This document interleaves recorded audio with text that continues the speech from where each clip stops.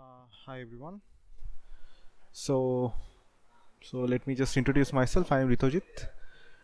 I am a PhD student at IIT Kanpur, and I am one of the TAs in this advanced condensed matter physics. With that customary introduction, so let's begin our week 4. So before beginning, so let me actually check whether my screen and audio is okay and all. So can anybody just is my screen visible? Yes, sir. Visible, sir. Right. From Sanjit, sir. Okay. So today we're going to talk about some Matsubara summations. So how to do these Matsubara summations. So I'll also talk about some self energy calculations. So and some more things along the line. Okay, so it will be helpful if you can have a pen and paper handy, so that you can also follow the steps, and at any point if you have any question, just unmute yourself and you can ask, right? So yeah. Okay, so let's first begin with Matsubara summations. So I want to focus on the theory of Matsubara summation, so that for I mean any complicated case, it will be easy for you to just calculate the Matsubara summation. So yeah, okay. So yeah, so before doing Matsubara summations, we should be able to calculate the residues of Fermi functions and Bose functions. So for example, so the first thing, let's calculate the residues.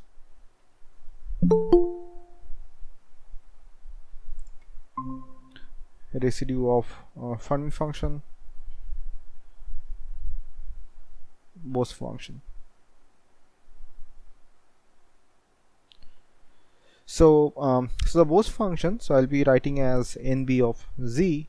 So here the z can be anything, so it can be any complex number, which, as you know, is given by e to the power beta z minus 1, right? And what I want to calculate is, so basically you know that whenever this z is something like this 2n pi by beta, so then you know that this n of b has a pole.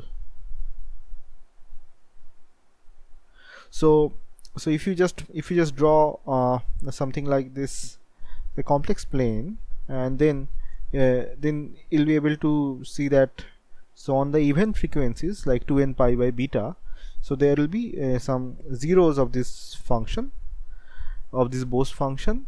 So now one can ask, okay, so if that is the case, what is the residue of I mean, if we just calculate along only around one of the poles, what is the residue, right? So because this function is not like a simple function, it is not something like a function like 1 by z minus z naught.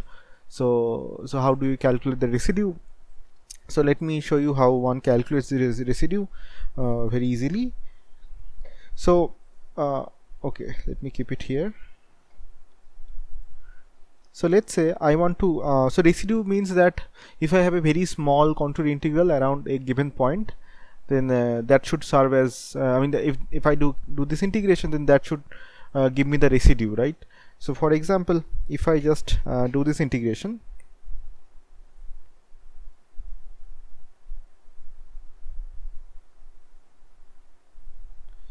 and I'll be choosing a contour which is centered on some z naught. Okay, so z naught is one of the zeros of this Bose function.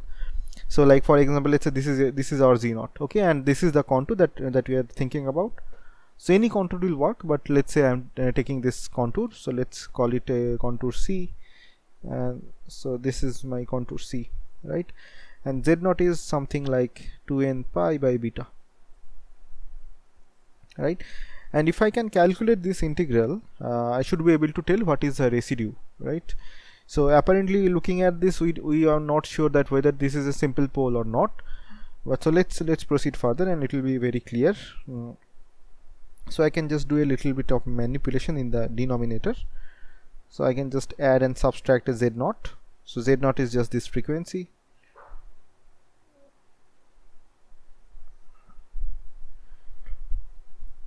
So so probably you can already see that where I am going with this. So z0 beta times z0 will be just 2n pi, and so e to the power okay, so I am missing an I actually, so I times 2n pi, right? So yeah, so this is 2 I to n pi, and then if you just exponentiate this beta z0, so you will get e to the power 2n pi I. So as you know, this the expression for this will be minus 1 to the power 2n, right? And so 2n is always an integer, always an even number, so this is always plus 1, right? So this is an important step, and when you do that, you just get rid of the one term there, the z minus z0. So still the residue structure is not very clear, so we'll have to do some more simplifications to this. So as you can see from this kind of figure, that this contour is like very tightly sitting around this z0, right? So if I am just calculating this contour integral, then I can actually do a series expansion of this thing, and I can only keep up until z minus z0 order, right? So I do not need to go far further, because I can squeeze this contour in very to a very close neighborhood of this z0 point, right? So if we do that, so I'm missing a dz by 2 pi I. So I'll just do this Taylor expansion of the e to the power beta z minus z0. So you get 1 plus beta z minus z0 minus 1. Okay, so this 1 and 1 cancels, 1 and minus 1 cancels, and so you are left with this thing.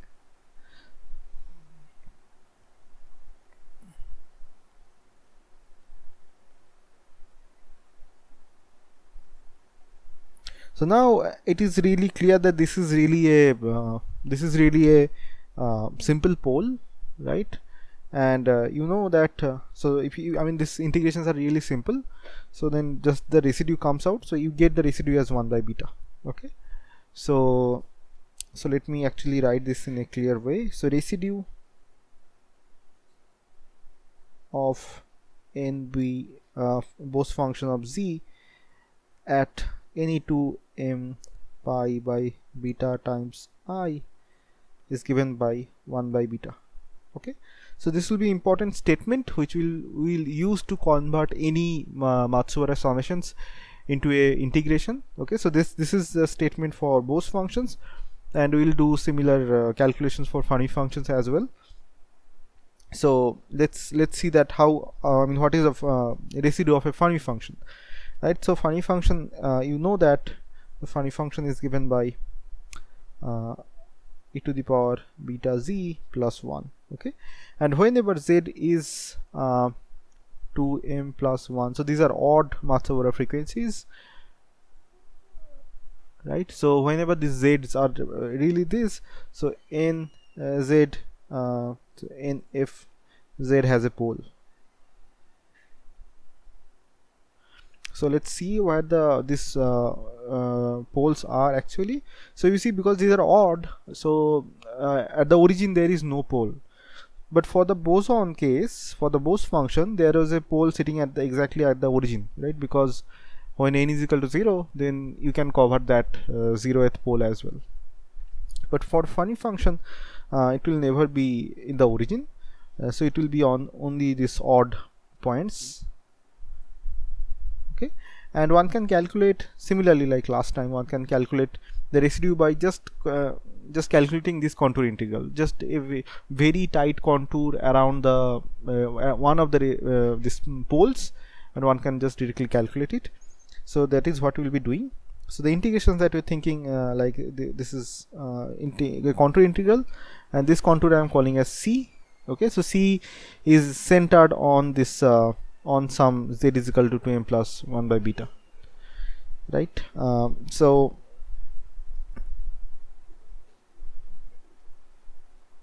this is nf by z, nf of z, and dz 2 pi I.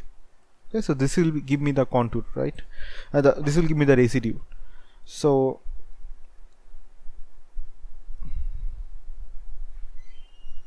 I'll also do similar kind of manipulations like last time. So I'll just add and subtract a to the power beta z naught.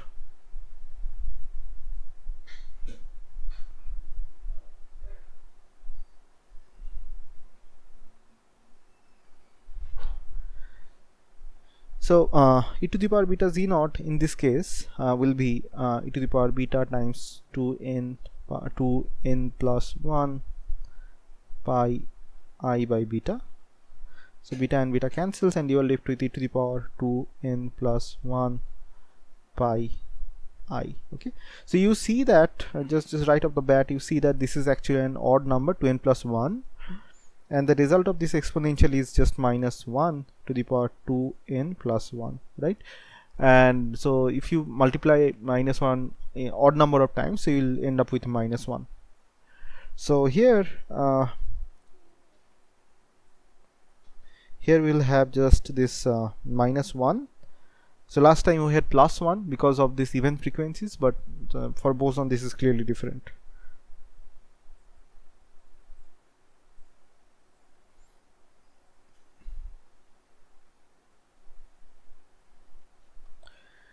Right, so now similarly, if I'm really thinking about a very small contour, so then I can expand this exponential in up to linear orders in z minus z naught. So this becomes minus of 1 plus beta z minus z naught plus 1.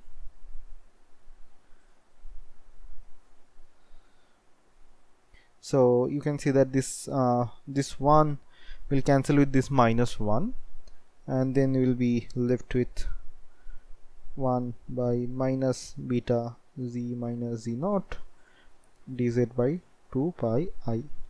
So the residue is just 1 by minus 1 by beta, right? So let me write it clearly here as well. The residue of nf z when z is 2n plus 1 pi by beta given by 1 by minus 1 by beta. And for the boson the statement was a little bit different, so let me just put them together.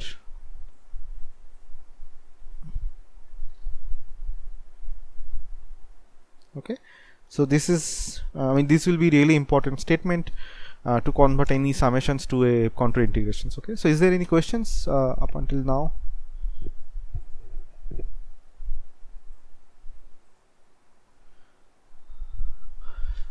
All right, so yeah, so this is this kind of a trick is really neat if you have some kind of nonlinear function and you know, okay, there are some poles, but you do not know that what are the degree of the poles. So you can actually construct a really small contour around that pole, and you can do this integration, and that will directly give you the residue. Okay, just very simple calculation. So okay, so if you are convinced that these are really the residues, then we can actually move forward, and we can try to write some we can try to convert some summations into integrations. Okay, so for example, so let's first talk about boson. Okay, and so let's say I am really thinking about a very simple case that I have some integration and the integrand doesn't have any branch cut. So the complex function doesn't have any branch cut, but it has some poles, right? It can have some higher order poles, it doesn't really matter, but it doesn't have any branch cut. So branch cut will introduce some complications which we'll get into eventually, right? But let's first start with the very simplest case. So for bosons, and we are considering that there is no branch cut. So typically you will see that a Matsubara summation is always given by something like this, I omega n, and some function of I omega n, right? So for bosons, as I already said, this if you just, so I omega n is just I times 2 m pi by beta, right? So these are frequencies for mass over frequency of boson. And so what we would like to do is, doing this kind of summation is really tough. So what will be helpful, that if we can convert this whole thing into some sort of integrations, and because we all know there are some powerful tools in complex analysis, we can do a residue calculation, we can do contour calculations very easily. So we'll just like to convert it into some sort of contour integration, right? So that is the rationale that we are thinking about. So so the first thing one should notice is that, so there are many poles on the imaginary axis, right? And the summation can be thought about as a contour integrations around those poles, really very small contour, so that it only covers each pole individually. Okay, so if you do that, so then you can actually write this, you can take this and you can basically write this in terms of like dz 2 pi I and fz n b z. So I mean, just try to understand that what I have done here. So because I know that 1 by beta is the residue, right, of the residue of the Bose function at this even frequencies. So then what I have done is I have taken this kind of summation, so I have taken these residues along these functions and I have actually converted into this kind of a integration. Okay, and these integrations are really on this so how should I write this? So these are only some small contour. So these are like all these contours, right? So this is just that integration that I have converted into. So at any point, if any of the step is not clear, please interrupt me. Okay, so I hope this thing is clear. So 1 by beta residue I have converted into integration. So if you just take this integration, and you can really go back, because these are really the small contour integrations. So now what I can do is I can actually deform the contour. So I can deform the contour and I can make something like this.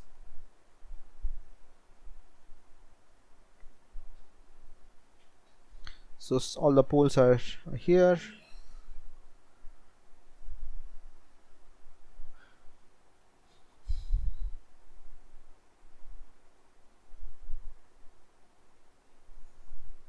So you see that what I have done here is, so I have actually merged this small contours all along, and I am just assigned a single arrow for that line at single arrow. So this is by merging all of these small contours, right? And so here is a caveat that one should probably keep in mind, that so other than these Matsubara frequencies, I should not have any poles on the y-axis. Okay, let's say if I have some function, some f, that gives me a pole here, then this will not work.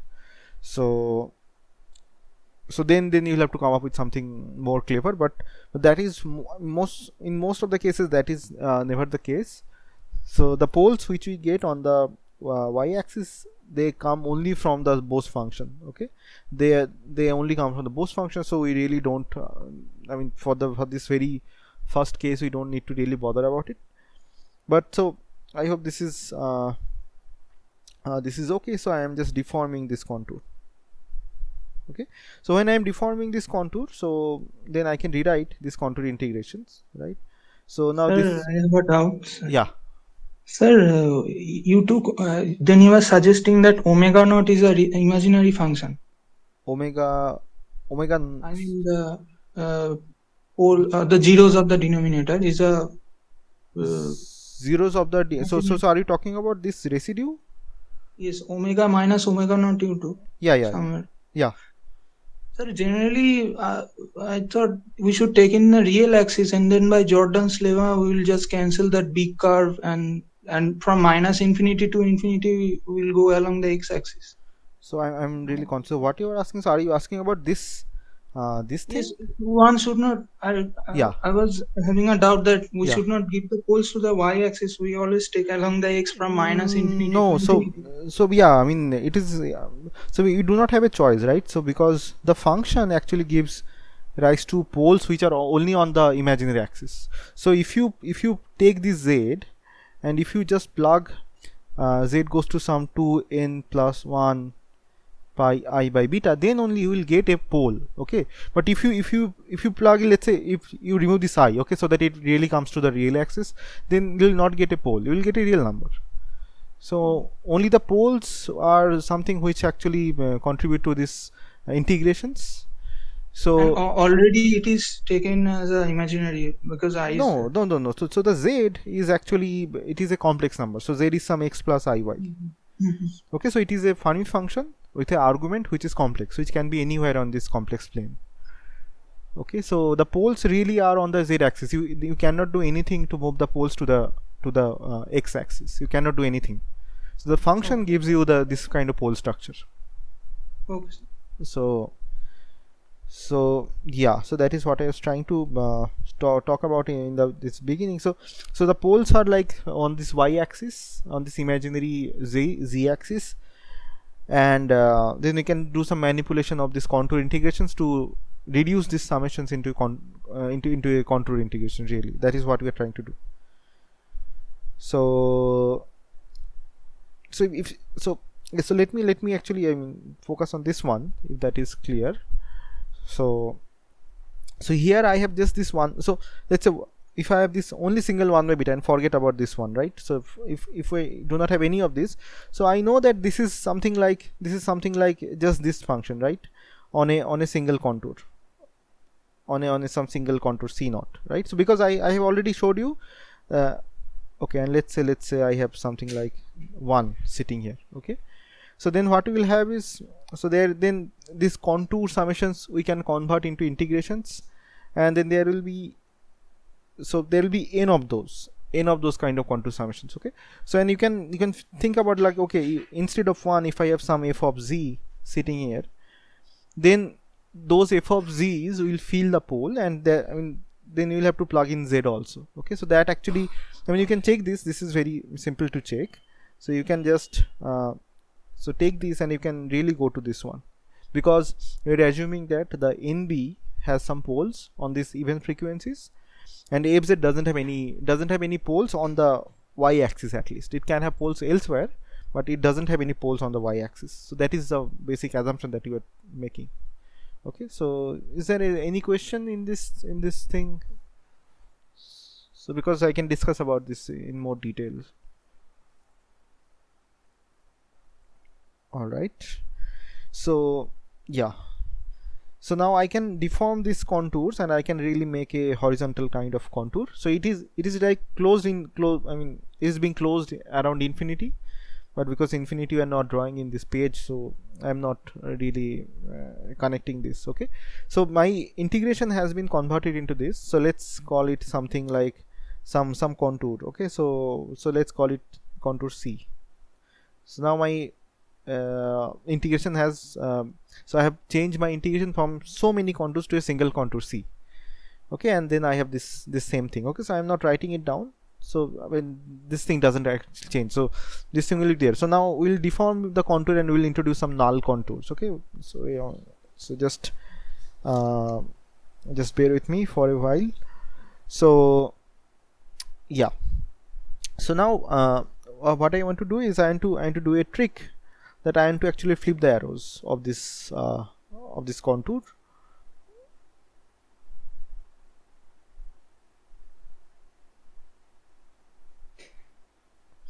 So I want to flip the arrows.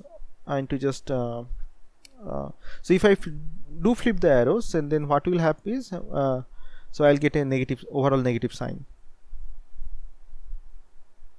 right? So coming from here, I had a overall some positive sign here, so I am flipping the sign. So you'll see why I am flipping sign soon.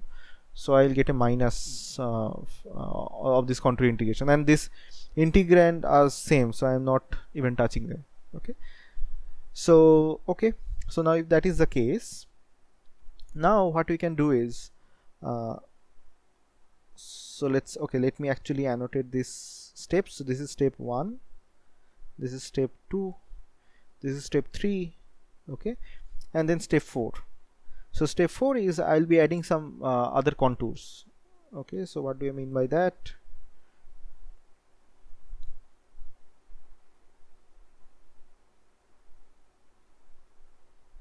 So initially I had something like this and that, going down and going up. Okay, so I will actually add a contour which looks something like this.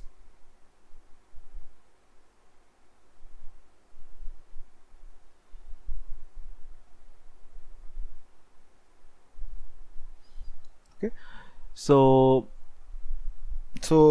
because I cannot add anything arbitrarily, right? So I also have to make sure that I actually subtract them at the end. So let's call these contours as let's say, so this whole contour is some C1 and this whole contour is some C2, and the carved part are just gamma 1 and let's say gamma 2. Okay, so yeah, so here the fz function over which we are actually performing the Matsubara summation, the fz function can have poles on this rest of the plane. Okay, so it can have poles somewhere here somewhere. Okay, so we're not sure where the poles are, so it will depend on what is the form of fz, right? So we're doing it for any general case, so wherever the pole may be on that rest of the plane. So just assume that okay, there are some poles of this fz function.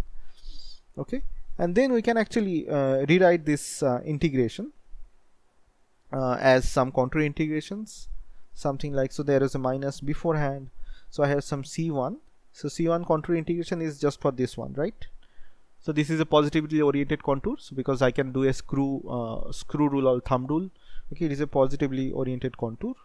So this is a phi of C1, integration, contour integration of C1. So then I have this integrand, and then I have also this C2, and then I have this integrand. Okay, so this is the C2. Okay, and because you see that I have added this gamma 1 and gamma 2 by arbitrarily, right? So I have to make sure to subtract them at the end. So by that I mean that I should have a part something like this, gamma 1, gamma 2, and these are not contour integrations, these are just this arcs, integration over the arcs, and they are not closed, so they are not contour integrations. So I am just changing I'm just subtracting this gamma 1, gamma 2. So these contours are, some in literature these are called as null contour, because what we consider is that okay, the functions are well behaved, and from Jordan's lemma, functions, this integrations actually vanishes. Okay, on this curve. So what we will have is, so the upshot is, so this will go to 0, this will go to 0 from Jordan's lemma.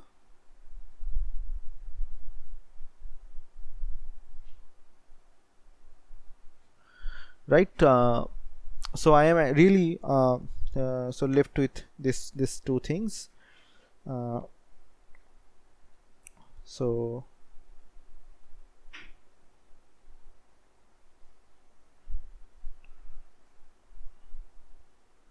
this is the final answer. Okay, now I can, so now what I can do is, so let's say the fz function over which we are performing the Matsubara summation has some poles over some of the places. Okay, so then we can actually do these contour integrations, we can follow the residue theorem. Okay, so what will happen is, so this thing will be given by, so let me just write from the beginning. So we have started with something like this, f of I omega n, and then we have converted into an integration which looks something like this.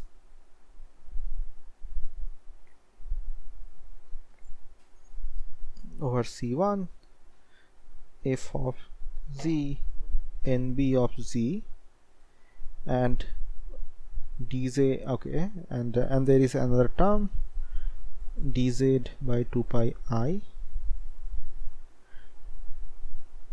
f of z nb of z. Okay, so if I am assuming that fz has only simple poles, so then what will happen is, so this you can use the residue theorem and you will see that, so this will just become residue of this fz, where this z goes to z naught. So z naught are, in this case, are the poles, so z naught are poles of f of z. Okay, and so there is a summation over all of the z naught. So it is just this this final line. Okay, so this will give you the correct thing. So this is directly the summation, Matsura summation, and it has been reduced to a residue function. Okay, so okay, I think okay, so there is something else which I am missing. So it is not only mz, it is also nbz as well. Yeah, because it is also in the integrand. So, and this nbz doesn't have any poles elsewhere. Okay, elsewhere on this complex plane, it only has poles on the imaginary axis, but which we have actually managed to get rid in this calculation. Okay, so the contour doesn't include those anymore, so it only includes the rest of the plane. Okay, and the result is really coming from that the residue, I mean, of the rest of the plane. So there is no contribution coming from this one. Okay, so I mean, what we have done is we have started with a summation which was something like this, and we have done some contour manipulations, and we have ended up with something like this. Okay, and so this is just straightforward. I mean, this is the result. So we'll see some examples of how to using this result. So, but let me ask, is this okay, or this is maybe too fast? So, I mean, please, if you have any doubt, please feel free to ask.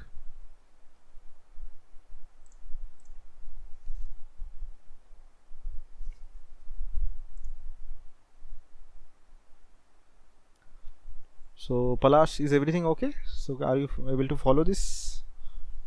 Yes. Right. So, okay. Okay. So this is for boson, right? So we can do similar calculations for fermion, which we'll do.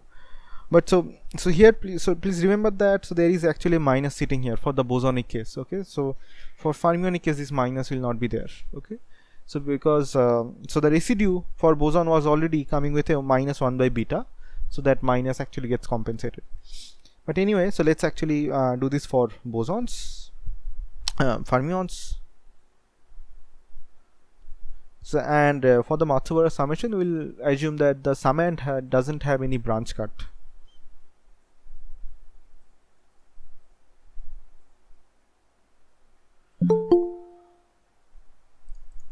So yeah, so let's say similarly some kind of expression that you are trying to calculate, which you can reduce in terms of an expression like this.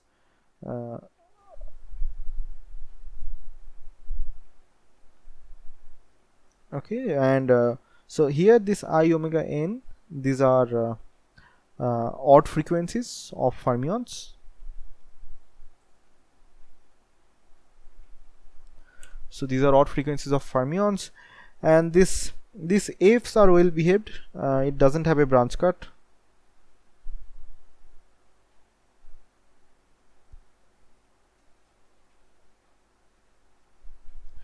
Also no poles on imaginary z axis. Okay, so the poles can be elsewhere, but no poles are allowed on the z axis for this very simple case. Okay, so so how do you start? We'll again draw these contours. Okay, so the summations. Okay, so the contours are on these odd frequencies, so no poles are on the 0, Okay, and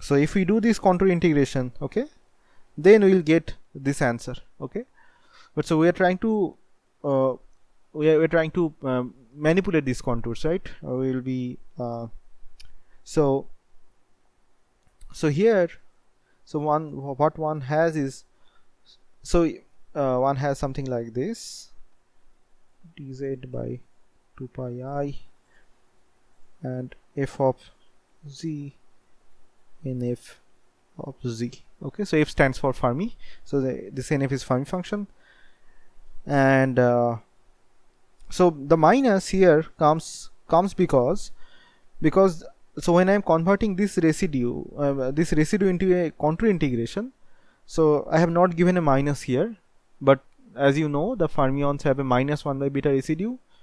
So in this actually takes care of that, so that equations are consistent. Okay, and this contours, they really mean that this on all of these contours, right? So this contour integration is really all of the small contours around this odd Fermi odd Matsura frequencies. So similarly, if there is no so this is step 1. So if there is no pole of the f function on the imaginary z axis, then we can deform these contours.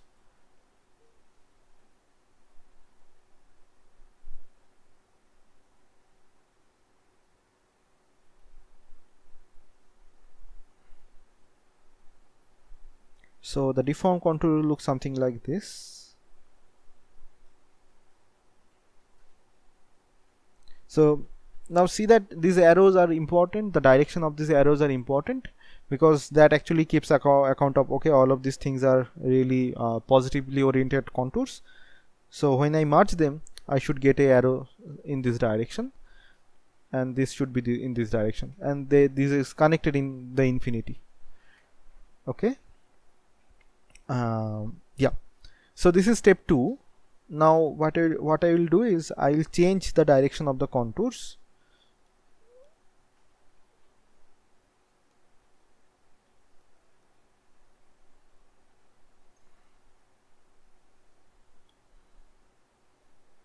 So with a cost of just minus, so in this step, so let me call this contour as C1. So this now at this step this becomes minus integration dz by 2 pi I fz in fz. So this is a C1 contour integration. Okay, and then after flipping the sign, what I will have is the minus here will be absorbed, because I am just changing the sign of the contour. So and then I will have dz 2 pi I fz nfz dz, right? So you see that I am not giving it any minus, so you can write it as C1 minus C1, something like that. So now in step 4 I will add null contours.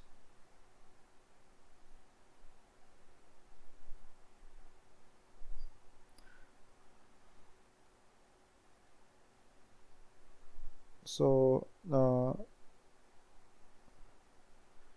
I'll add this null contours.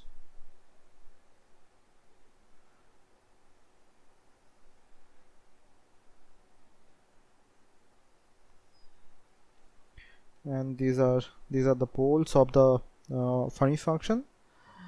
So let's call this let's call this thing so this is our new C1, this is our C2, and this is gamma 1, and this is gamma 2, right?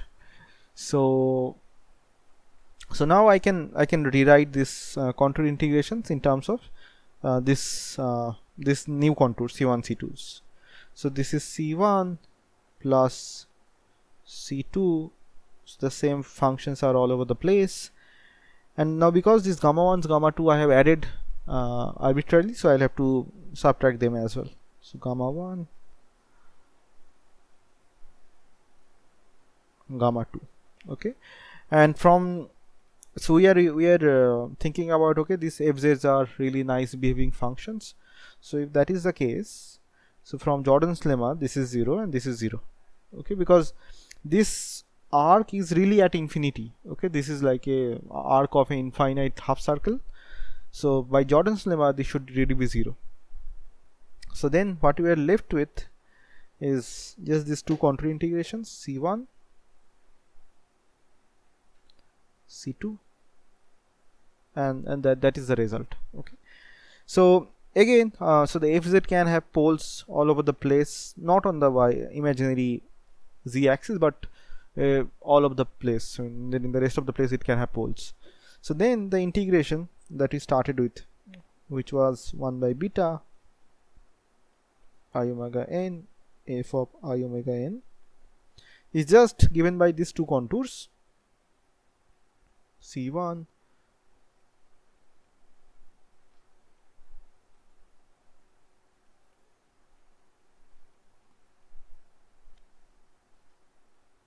plus this c2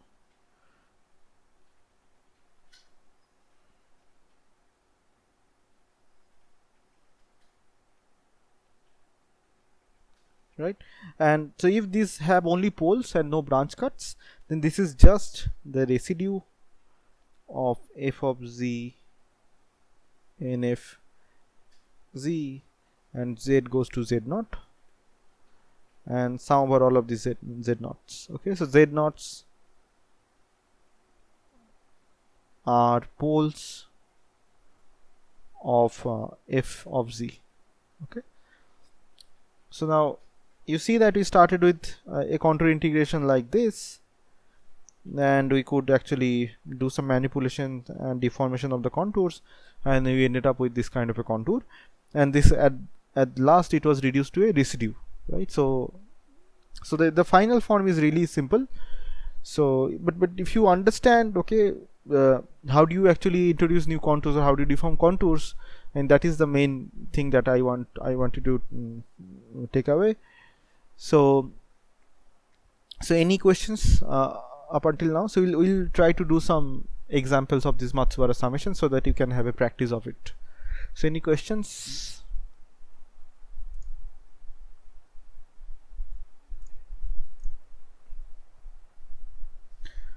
All right. So in this two cases for boson and fermions, I have not assumed that this fz function has a branch cut. Okay, but in condensed matter physics you will see that more often that there can be branch cut. So like for example, when people do calculations of conductivity in presence of disorder, so this fz actually becomes a non-analytic function. On some places it can have branch cuts. Okay, so if it has branch cuts, so let me actually, so I think you can just fill up the gaps of the in between steps. So but let me actually give you the answer of what happens if you have branch cuts of the fz function. Okay, so for example, let's say we are thinking about let's say for boson, okay, with branch cuts.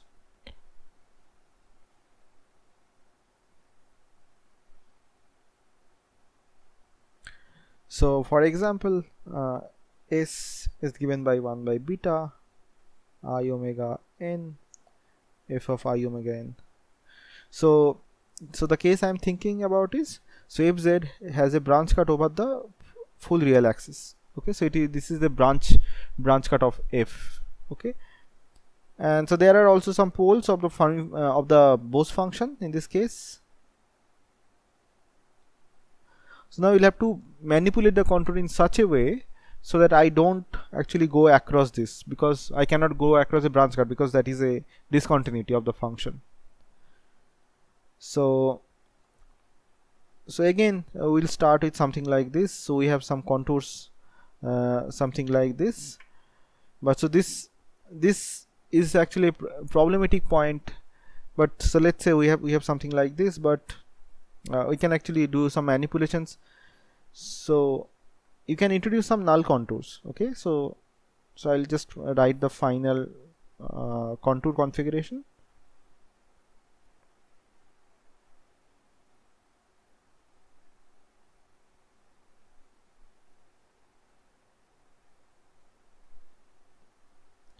So now because of this whole branch cut, I cannot close this line, so I will have to break apart that contour that we were previously drawing as this into two parts, okay, so that it doesn't go across the branch cut. And the arrows are given by this, this and this, okay. So the upshot is, so you will get the, so it will catch all of the residues, right? So these contours, it will catch all of the residues of the of the function f, okay. So the first part will be same as what we got beforehand as well. So this will be residue of this f z times nb z, and z goes to z naught, and sum over all of such residues, okay. And then there will be the rest of the part, which is actually coming because of this branch cut. So this is given by infinity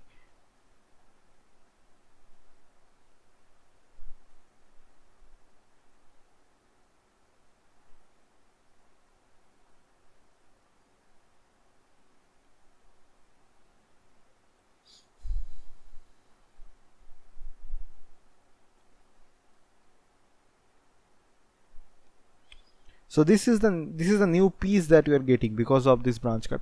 So this I delta is actually a very small positive number.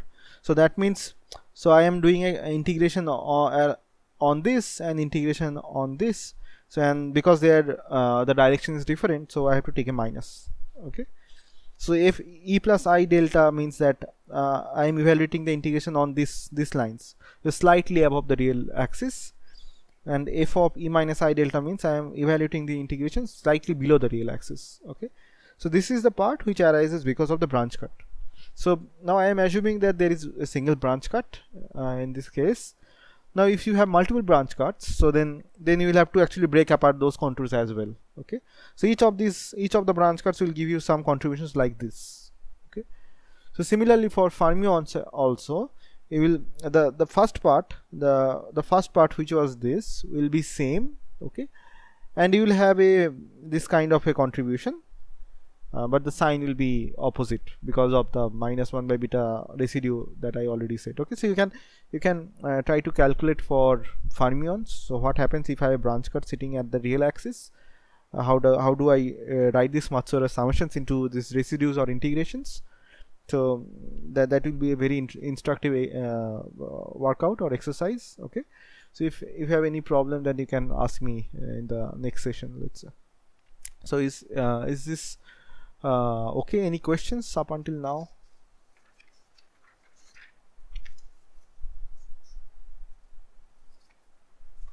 No, sir. Okay, so if you do not have any questions, so let's actually try to have a feel of how to do this kind of Matsubara summations, okay. So for example, for now let's look at these two simple examples.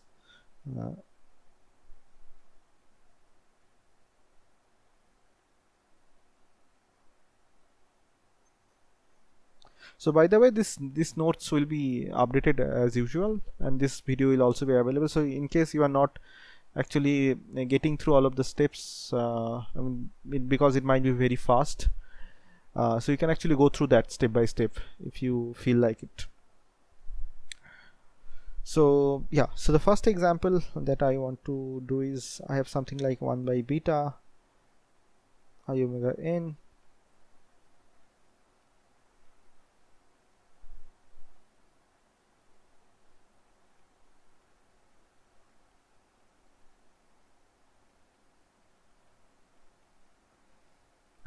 So a and b are some complex numbers, okay. So, and this I omega n are, let's say, these are fermions, fermionic frequencies. So these are I is 2n plus 1 pi by beta, okay. And this I nu n, these are bosonic frequency for now, some 2m pi by beta, okay. So these are the frequencies that I have. So this kind of integrations actually appears in many places. For example, if you are trying to calculate some kind of a response function like in linear response, so this is what you will get most likely if you have non-interacting Green's functions. Okay, so let's look at this example closely. So the first thing that I'd like to I try to do is, so I'll write it in terms of that contour integration, right? So this is given by dz 2 pi I, and then so I have this function. Okay, this is my fz function, if you like. So let's just write it fz and in fz. Okay, and just remember that this contour that I'm doing is actually only these contours, right? So I have gotten rid of all of this Matsubara contours. Okay, so if that is the case, then the fz is, just for clarity, let's write this fz.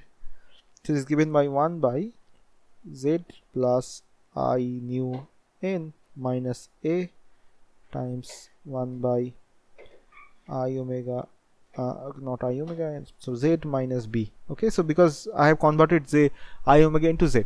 Okay, so clearly from this thing you can see that there are two poles of this function fz, so which are given by z is equal to a minus I nu n, and so another pole is given by just b.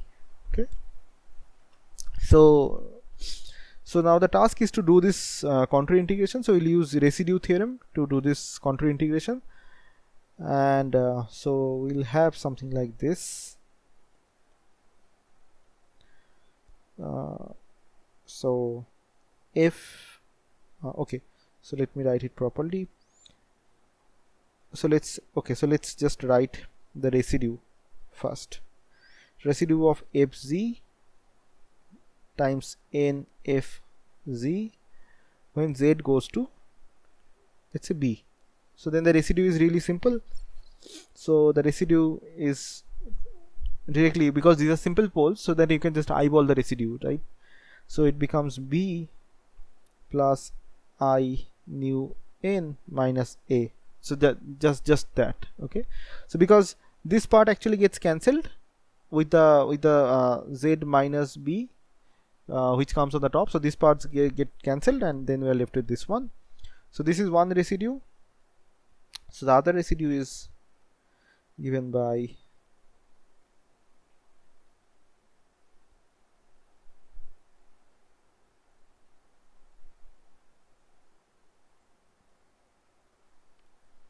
z in the limit z goes to a minus I nu n.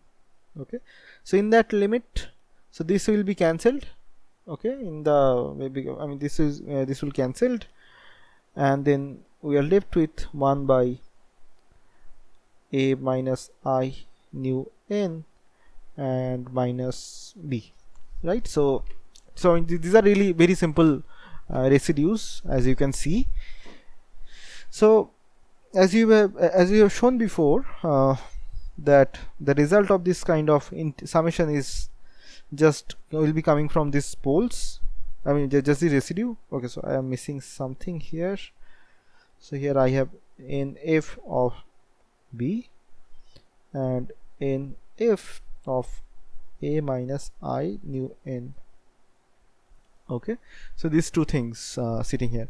So let's look at this piece first, so because that can be simplified further. So if I have something like a minus I nu n, and this nu n is a bosonic frequency, right? So then what I have is, so e to the power beta a minus I nu n minus 1, that is a, okay, so that is fermion, yeah. But you remember that e to the power beta nu n will be given by minus I beta times 2n by beta. pi. So the result is just minus 1 to the power 2n. So this is plus 1. So this actually doesn't play roles, it is just plus 1. So then you are left with e to the power beta a plus 1, which is same as nf of a. So in that sense, nf is actually periodic in terms of if you just shift this by Matsubara frequencies, even Matsubara frequencies.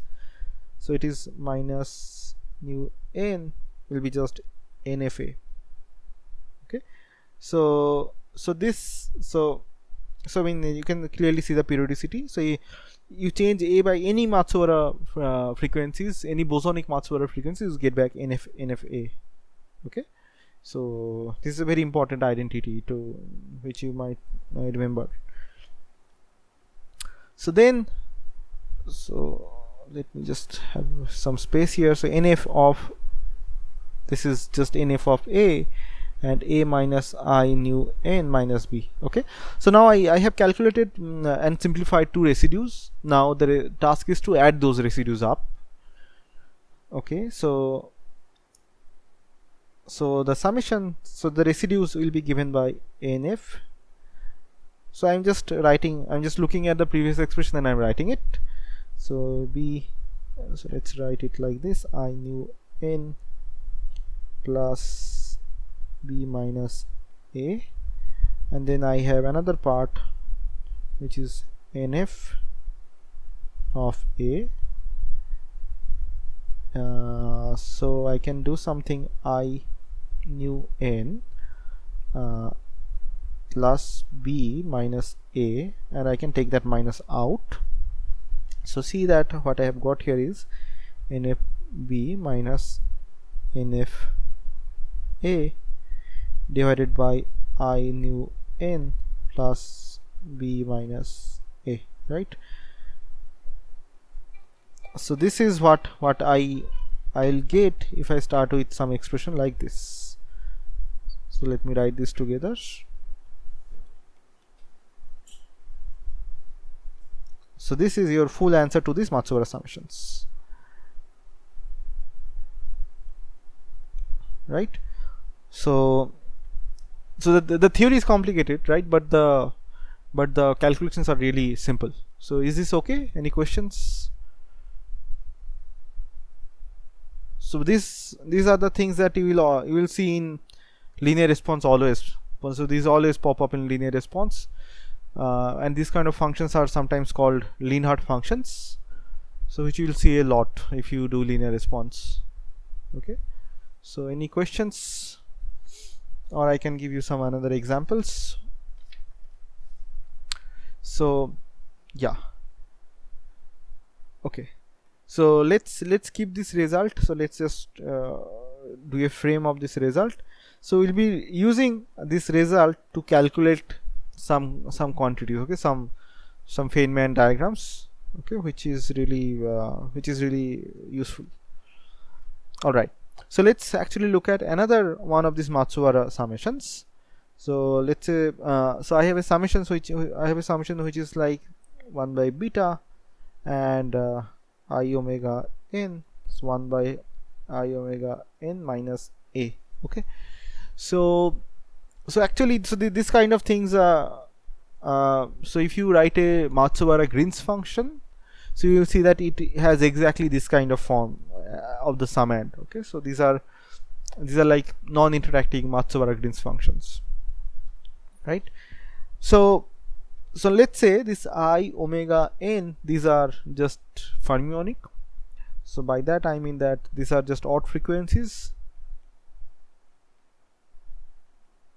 Okay, and then I can really see that so there is really one simple pole. So let's write this formally. So this is given by dz 2 pi I. So this contour is on the contour which removes the imaginary z-axis. So that contour, so it becomes some f of z and nf of z, right? So so f of z is just 1 by z minus a, and you can see that z is equal to a is a simple pole.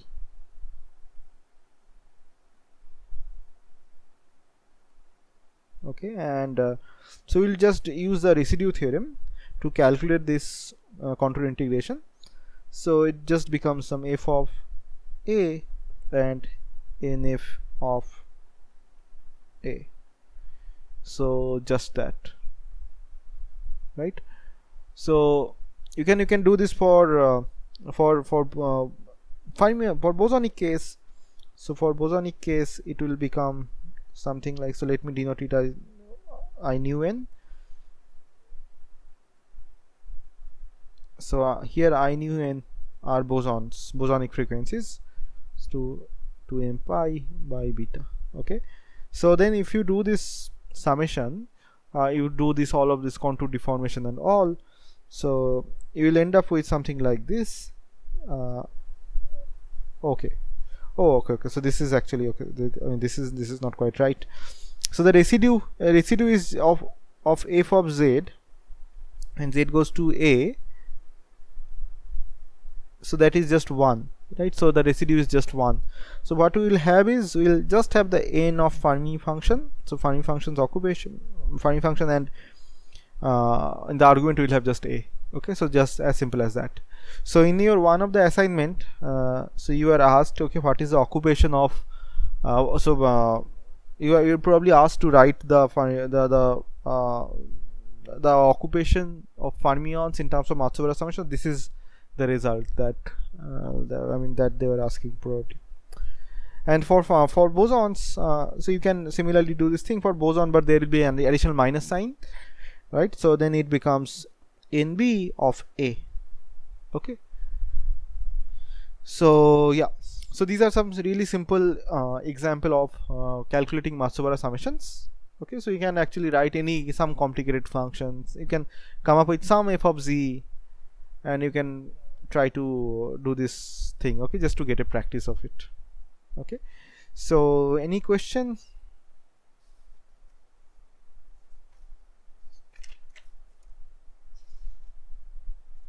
Okay, so then I wanted to talk a little bit on self energies, okay, and approximations to self energies. Okay,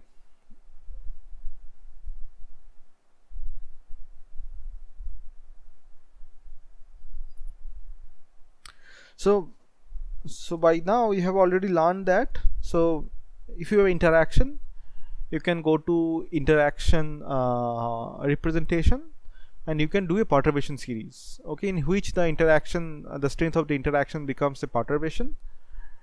So by that I mean that if you have a Green's function, so Green's function is given by something like, so let's say something like this.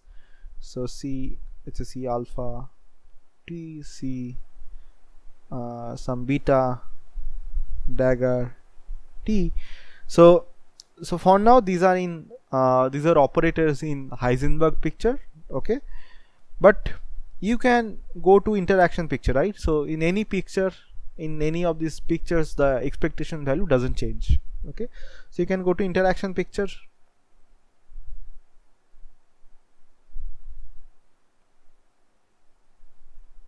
So in the interaction picture, what you will have is, so this C alpha, so C alphas are now operators in the interaction picture.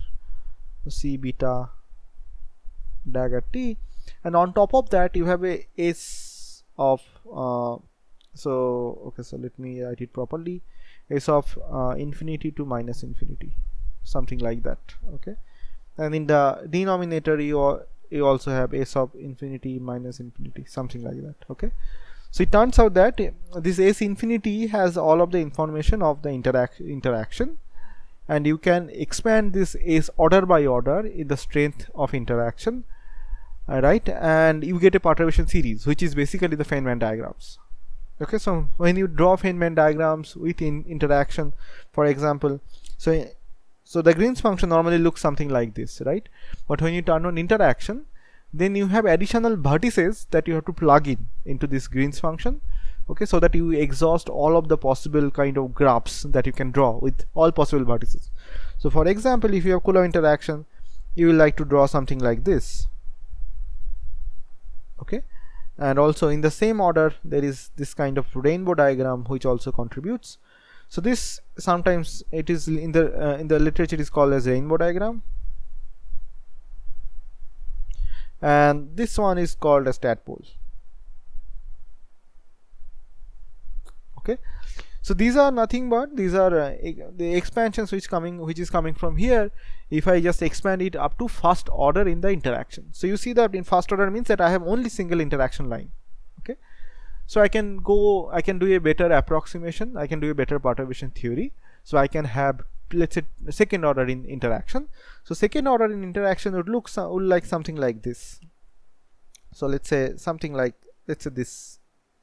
Okay, and many more along the line. Okay, so clearly this is a higher order because it has two interaction lines. Okay, so this is basically this is how one thinks about the whole technology of Feynman diagrams. Okay, so this is the diagrammatic perturbation theory. So we are not writing in we are not really expanding this order by order, but we will follow the Feynman's rule and we will just write all of those diagrams one by one, right? So this is all nothing new to you. In this probably this week 5 and week 6 lectures you have already started to learn these facts. Okay, so but the thing, so when you talk about self energy, so self energy is actually given by these terms. So how do you obtain a self energy from a given Feynman diagram? So you have to isolate a part which has a incoming and a outgoing line. Okay, so if you can isolate a part, then that is called your self energy.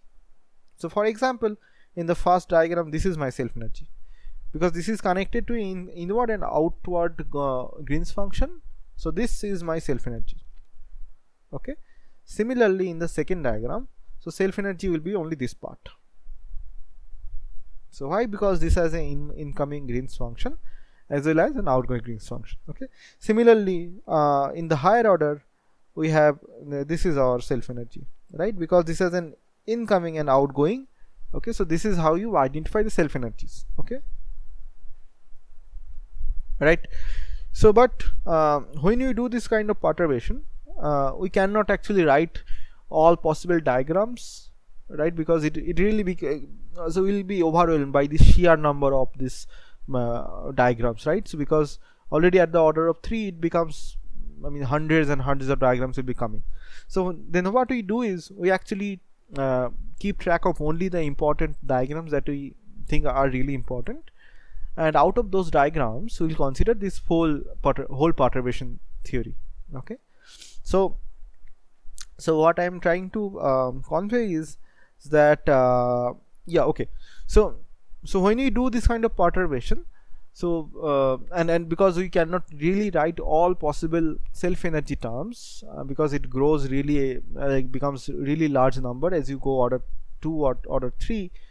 So we need a really clever way to just separate out the interesting or the important Feynman diagrams, and then we can actually do a perturbation series. Okay, so for that the first thing, so these are called when you draw this kind of diagrams, this is called a diagrammatic perturbation theory.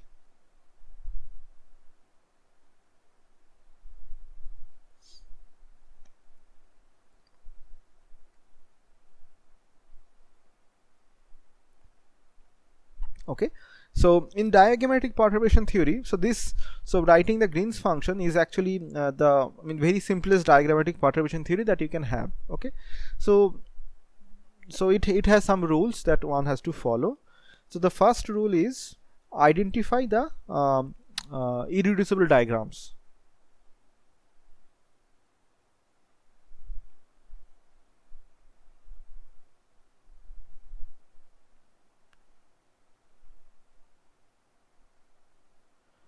So what do you mean by irreducible diagram? So as one can just literally find the meaning. So diagrams which you cannot reduce furthermore. Okay, for example, so okay, what will be and the definition here for the Green's function at least, it means that you cannot actually from a given diagram you cannot cut a Feynman you cannot cut a Green's function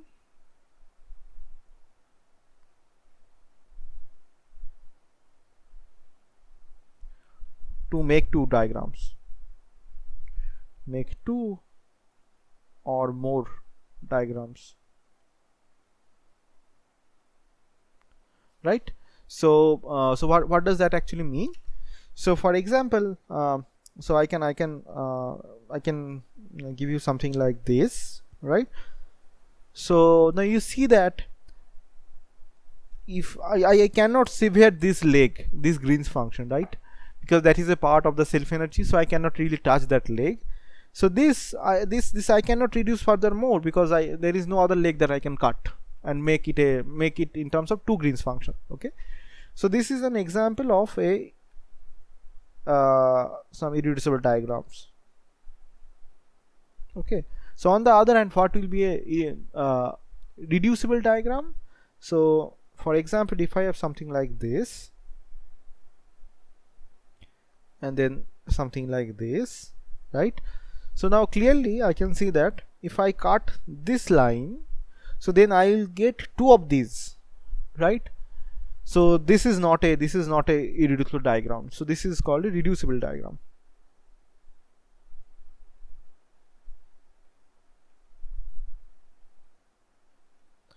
So there are many examples of reducible. So you can take any irreducible diagram and you can actually stack them together to get reducible diagrams, right?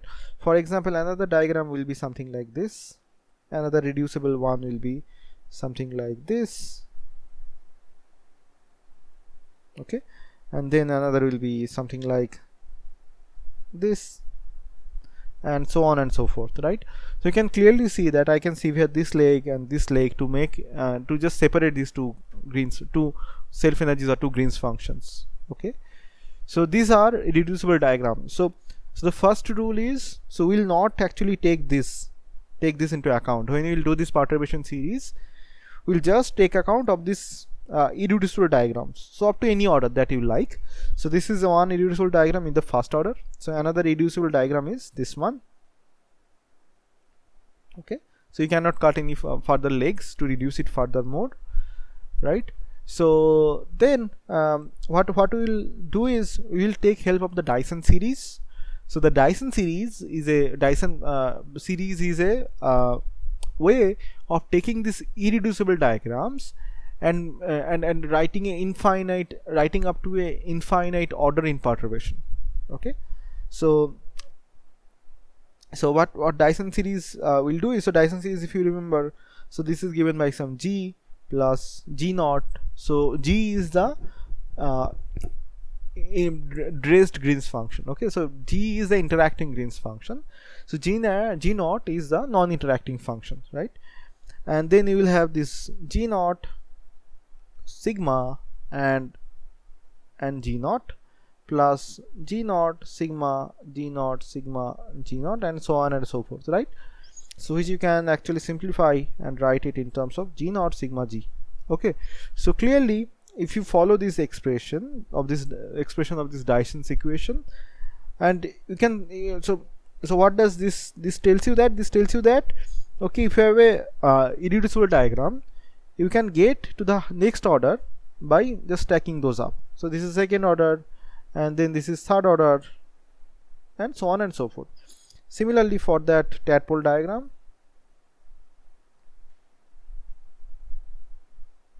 so you can just stack those up, and you can actually by writing infinite series, infinite GP series, if you may, so you can get really a contribution up to really infinite order in perturbation. Okay, so this is what this is what is the distinction between the this irreducible and reducible diagram. So always remember that.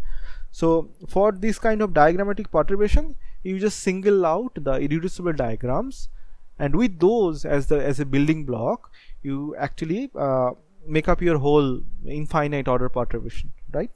So in this case, you will see that we neglect a lot of terms. For example, we'll be neglecting something like this, okay, which is a irreducible diagram in order 2. Okay, but that is okay because we cannot actually do take account of all of the diagrams. So if you want to do some calculations, if you want to get some results, some qualitative results, then it is okay to leave some classes of diagrams. So if we remove this kind, I mean if we just leave this kind of diagrams, okay, so these are called crossing diagrams.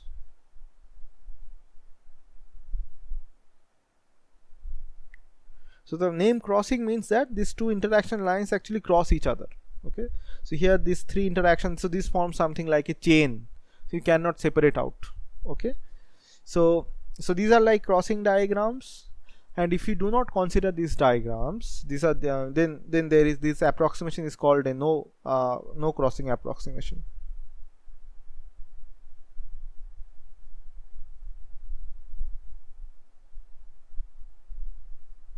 So if I'll just take these two diagrams and I'll just stack those up, so then I cannot have any kind of this thing. So this is also called a no crossing approximation, right? So these are just some terminology to, I mean, if you look in literature, you will see this popping up every once in a while. All right. So now, so as I said that these Green's functions cannot be computed exactly. So there are many approximate schemes.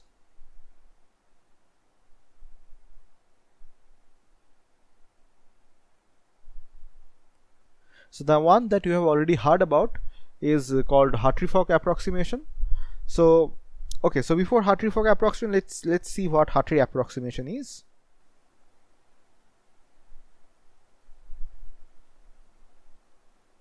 So Hartree approximation means that, so my interaction, so interacting Green's function will have, so this is so the single lines means that this is a bare part, bare interaction, bare Green's function, and this means that this is a interacting Green's function. And then I will have something like this.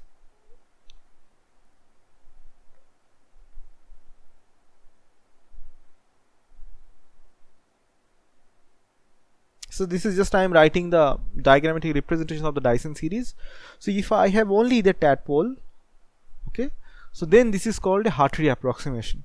Okay, so but it turns out that for homogeneous system, this thing is already becomes 0, as you have already probably learned in the lectures. 0 for homogeneous.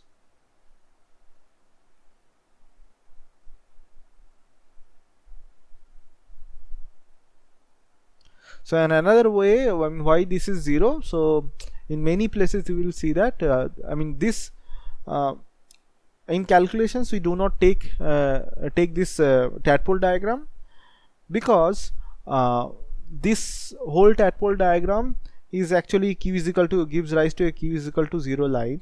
Okay, so then this tadpole actually cancels out the contribution coming from the positive background. So positive background means that in any system I have positive ions sitting all over the places. Okay, then that also contributes, and that also contributes to the Hamiltonian. But the problem becomes slightly simplified for homogeneous system, as in homogeneous system the charge is actually all over the place, and the q is equal to 0, this tadpole diagram actually cancels the all positive background charges. Okay, but if you will not have homogeneous system, for example you can have some charge order, some charge density wave order sitting here, then this is not 0, this will contribute. Okay, so this is only true for very simple systems which are really homogeneous systems. So there is no charge order. So if you just look at the system, so the electrons are actually uniform. But if the system is something like this, that the electrons actually form some kind of pattern, then this will not be 0. Okay, this will give you some non-zero contribution. So when you approximate your Green's function by just this first order, then this is called a Hartree approximation, right? So this is the very basic approximation that you can do, but one may try to improve upon this. So enters the Hartree-Fock approximation.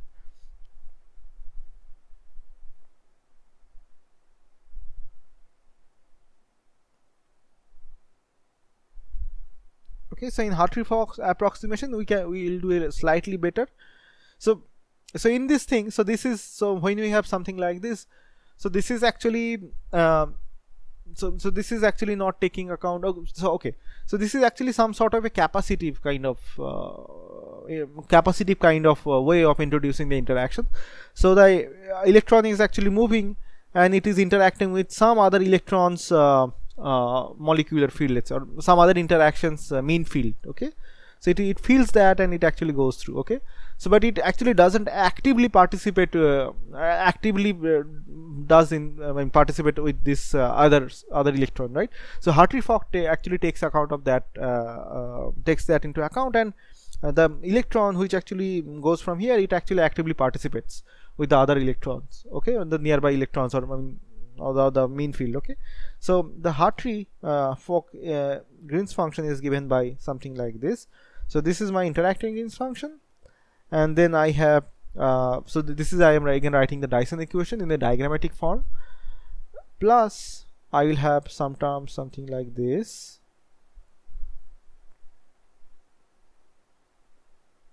Okay, so this is like already Hartree approximation, right?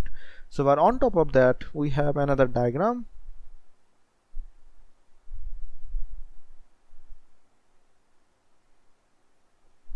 Okay, so this actually, so now you can see that the electron which was going here, I mean, it actually participate. This is called the exchange diagram also in literature. Okay, so this participates in some exchange. Okay, and this actually takes account of some more correlation effects which this Hartree term doesn't have. Okay, so these are Hartree approximation and Hartree-Fock approximations. So now there are some more approximations, obviously. So for example, so one can write this. So now we are going beyond Hartree approximation. So this is all these Hartree and Hartree approximations are approximation in the first order in perturbation, right? So we are just approximating up to first order. So we can actually try to make this approximation better. But anyway, so this Hartree-Fock actually works pretty well in many calculations. Okay, so you don't have to go beyond that. But so I mean, just for academic purpose, let me show you, I mean, what next, what comes next. Okay, so then you have something like this.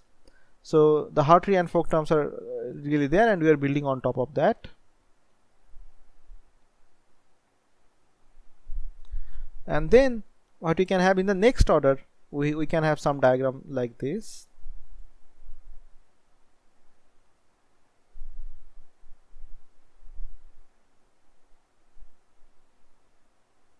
So you see that I have two interaction lines here.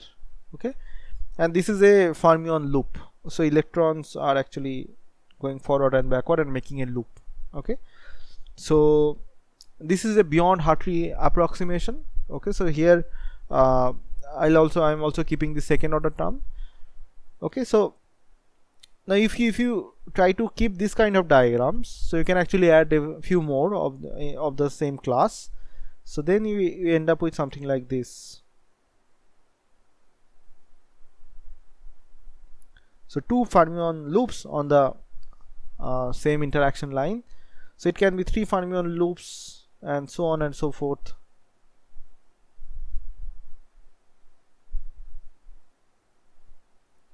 Okay, so when you have this kind of diagram, and this is actually a, I mean, very nice way to put higher order interactions as well. Okay, so this is called a RPA approximation. So RPA stands for random phase approximation, but so there is some, so I mean, it is, nothing is random here, but yeah, I mean, it is because it has some historical significance why the name is there, RPA. So this is called a RPA approximation. This is beyond Hartree or a Hartree-Fock, right?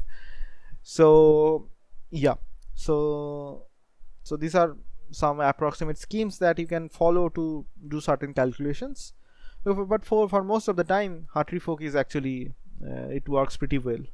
Okay, so and one important point is that, so there is a caveat while doing this diagrams. Okay, so here we assume that so I mean, which is actually really important. So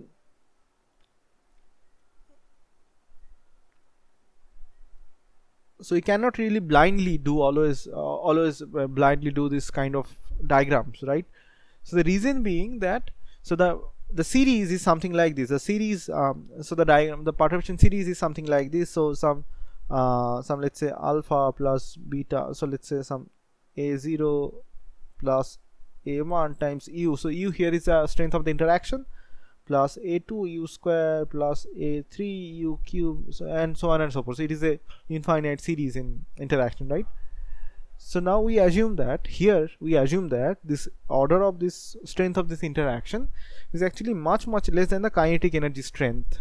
Okay, so that the u is actually a really small parameter, and then the series is converged. Okay, but if this was not the limit, if my limit was something like this, u is much greater than k, then the diagrammatic methods actually breaks down. Okay, so then you cannot do Feynman diagrams anymore.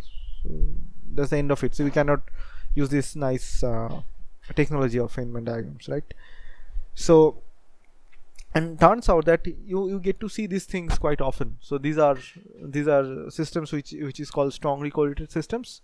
So the interaction is so strong that this Feynman diagrams, this kind of series doesn't converge anymore. Okay, so we cannot use these diagrammatic techniques here. For example, in Hubbard model, right? So in Hubbard model, so which can be, so when u is much larger than the Hoppings, so then you can have really I mean this perturbation series doesn't make sense. Okay, so it's just a small thing that is probably worth keeping in mind, right?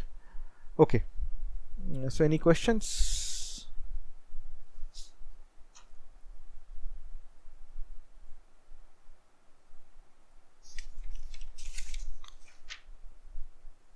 All right, so let me show you some computation using these Feynman diagrams. So which is like really relevant for linear response, right? Okay, so it is important. So I'm trying to calculate a correlation function. So the correlation function is given by something like this. Let's say this n RT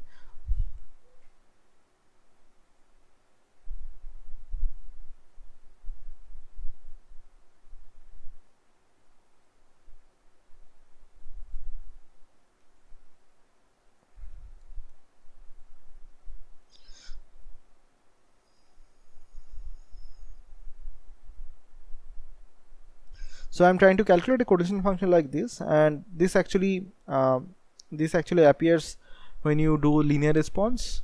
Okay, and so this is called a density correlation, also called a susceptibility. Okay, so this actually gives you a lot of information about the collective modes, collective phenomena of what you can have in this system. So I mean you can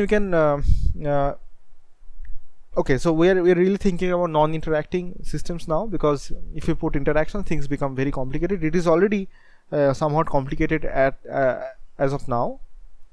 Okay, so we want to calculate this quantity, and we will just taking help of Feynman diagrams. So you can do this manually. I mean, the manually means that you can expand this expectation in terms of these single particle Green's functions, like using Wick's theorem, but we will be not using Wick's theorem, and we will just be using Feynman diagrams. Okay, so these are two equivalent methods. You can either use Feynman diagrams, or you can either use Wick's theorem. So both will give you the same result. Okay, so let's try to see how the diagram looks like.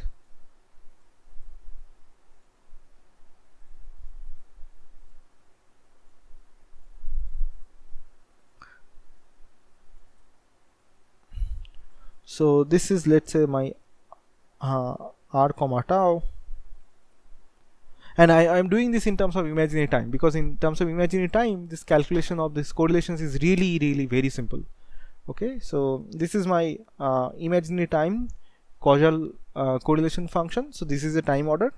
Okay, and you will see that this is really simple, much more simpler than doing this calculation in real time.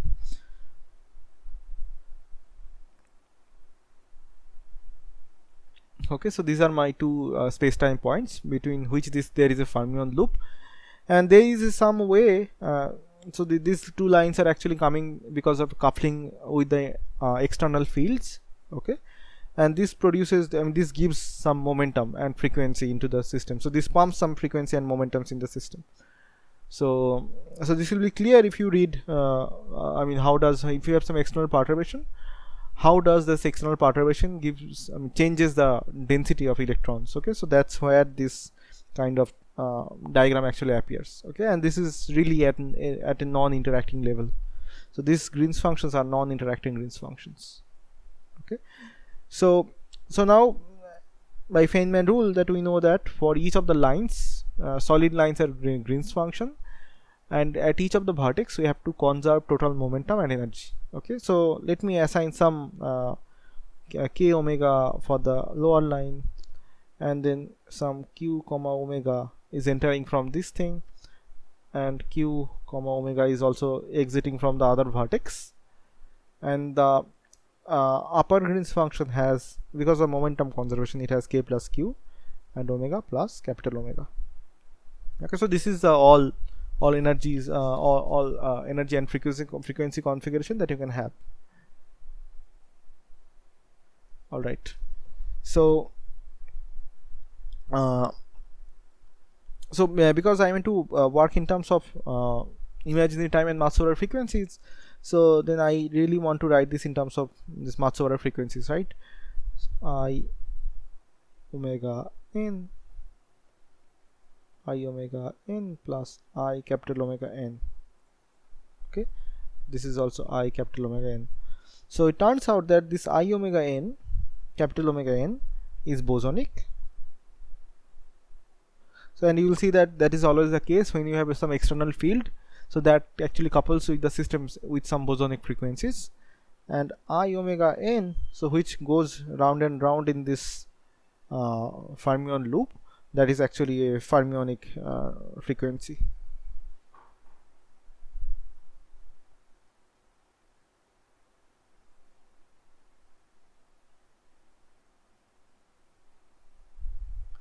Okay, so yeah, so now with all of this we can actually start to write this whole diagram, right? So let's do that. So first of all, I'll just write this Green's function, so which is, let's say, it is given by g k I omega n. Okay, so this is just this Green's function, the lower one. Okay, and then so this is some vertex which is just identity.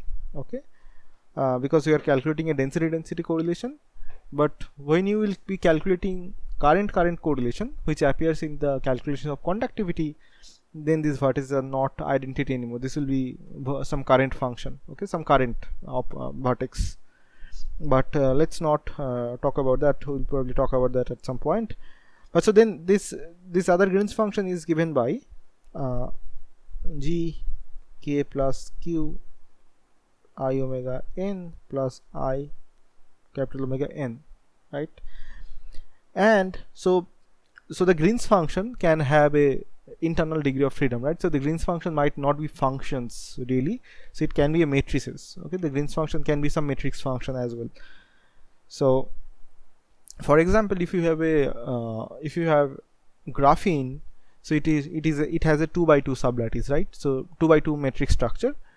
So then the Green's function of this 2 by 2 Hamiltonian is also a 2 by 2 matrix. Okay, so when you have this internal degree of freedoms, then what you will have to do is you have to take a trace over all of these things. Okay, and also because you see the Green's function is starting from one point and again coming back to this point, so this is essentially a trace.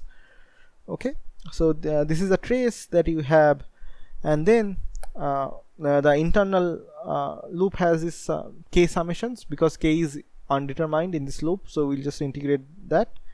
So k summations will come with a 1 by v. Okay, and there will be a I omega n Matsubara summation, right? So let me write it all together, beta v. Okay, and there is a minus sign, right? So there is a minus sign because of the Fermi loop, but already in the definition of the correlation function there is a minus. Okay, so that minus actually cancels it and it becomes, so it doesn't have overall sign. So this is your whole expression right in front of you, and the rest of the thing is just to simplify it furthermore. So the Green's function you can actually so write quite easily. So okay, so let's say your Hamiltonian is given by something like this. So H, so this is a block Hamiltonian, so K is a block momentum, so is given by something like this. N comma K is some EK ENK. So here I am writing this, so this is the eigenstates of Hamiltonian, right?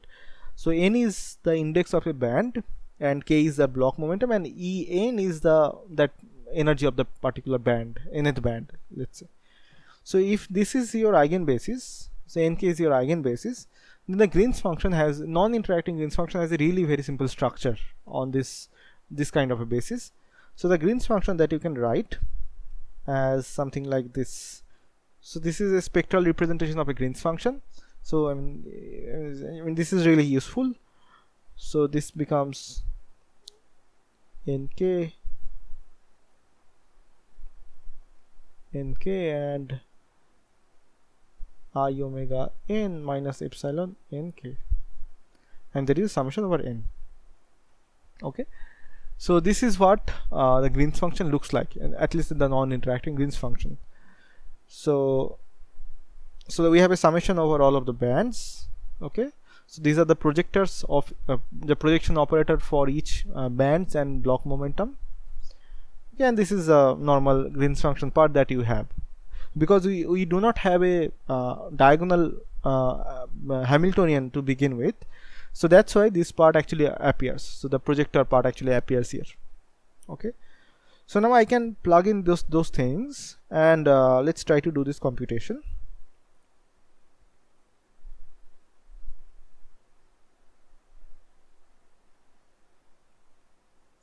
So this is a trace, so I'll just plug in this thing here.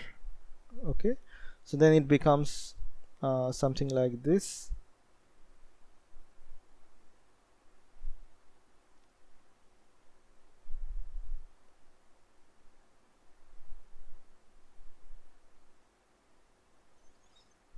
Okay, so this is one of the Green's function. So there is a summation over n. So let's write the summation.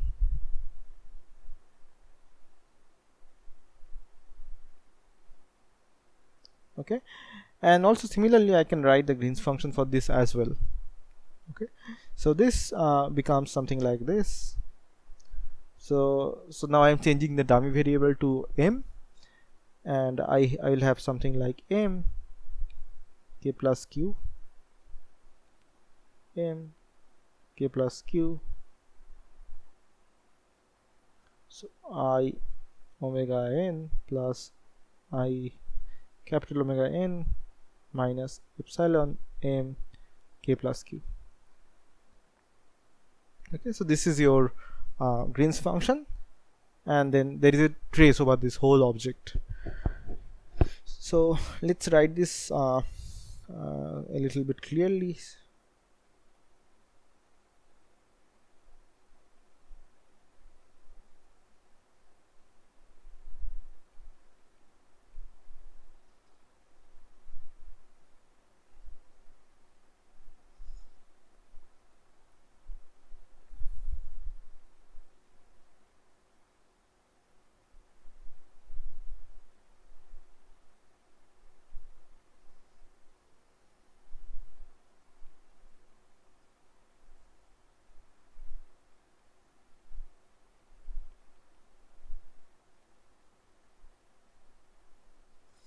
So okay, so this is the integration written a little clearly.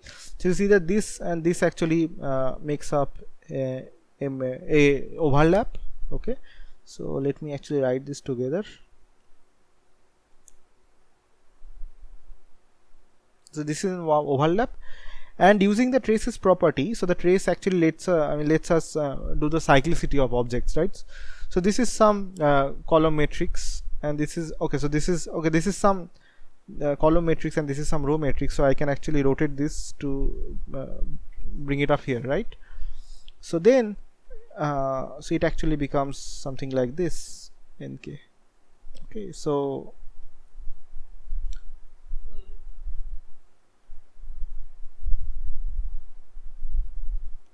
okay, and so the trace, we do not need the trace anymore because the matrix structure is all gone, because these are just numbers.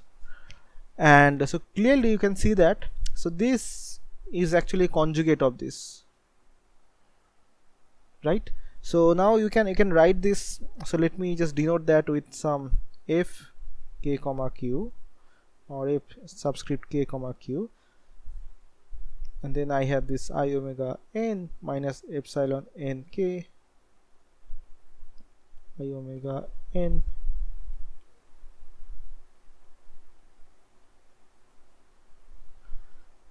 and then all of these summations over here.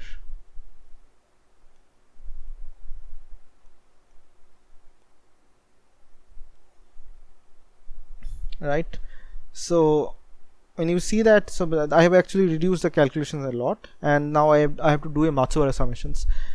So here this thing is actually, you will see this in many places. So this is called a form factor.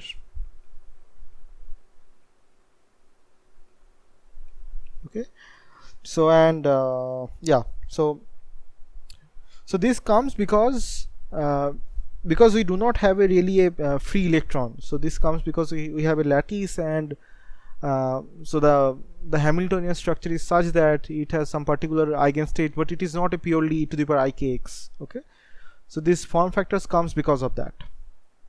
If I only had a free electron, then this form factor will just be 1. Okay, so it is really important. Form factor is really important.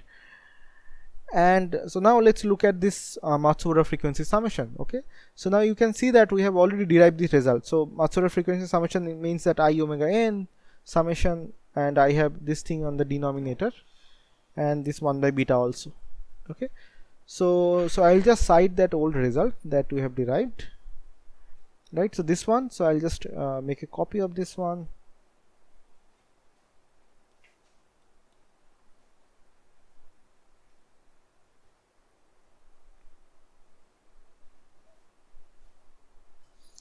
So I'll take help of this result, and then I'll just directly do these summations, and I'll write something like this. Okay, and so this so A and B here will be something like, so this will be our B, right? And this will be our A. Okay, so if you can see it clearly that this is A and this is B. Now we can plug in the formula. So the formula will be now nf of epsilon nk, which is our B, nf of B, minus nf of epsilon m k plus q, and then in the denominator I will have I omega n plus so B means epsilon n k, and A means epsilon m k plus q. Okay, so let me now erase this part. This is not needed anymore. So now this is the result. I mean, this is what we can we can simplify up to. But now to do this k summations, you have to know what is Hamiltonian. Okay, but up until now this is very generic, and this will work out for any Hamiltonian or any matrix Hamiltonian that you can have. Okay, but so this is actually a so what we calculated was a imaginary time correlation function, but in reality we do not actually, so in experiments we do not measure imaginary time correlation, because these are just mathematical objects.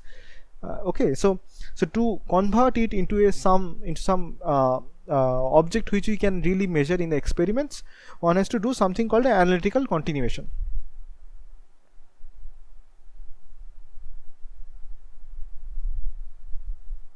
So analytical continuation in this context, it means that I will take this I omega n and I will just convert it to a real frequency plus a I times small delta. Okay, so delta is a very small positive number. Okay, so this is what analytical continuation means.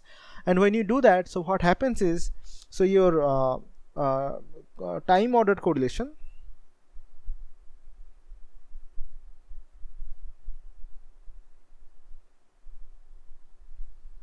so that gets converted into a retarded correlation.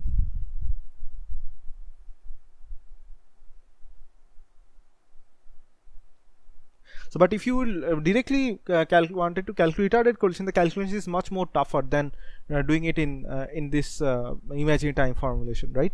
So when in experiments we really measure this retarded correlation functions. Okay, so this has all of the information of the system's low-lying excitations, collective phenomena, or and many more informations, right? So retarded is the thing that we are after.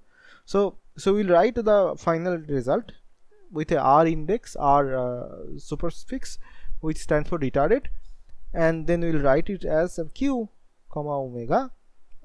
So this will be just, okay, so beta will be gone from me. So 1 by V K nm and n of f e n k minus n of f e m k plus q, and the rest of the terms. So omega plus e n k minus e m k plus q plus I delta.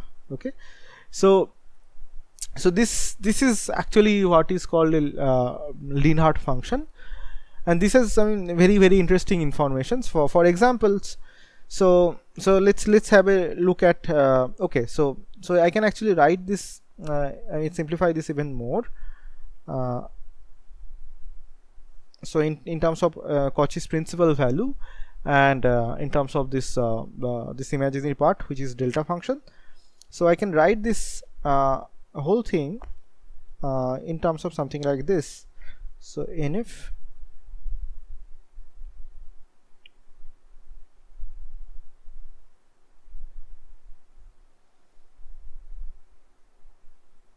and then I'll have principal part of 1 by omega plus epsilon n k minus epsilon m k plus q, and I will have minus I pi Dirac delta of omega plus epsilon n k minus epsilon m k plus q. Okay, so this, I mean, this has a very nice physical picture. So let's say we are looking at imaginary part of pi retarded q and omega. Okay, so then this is just this part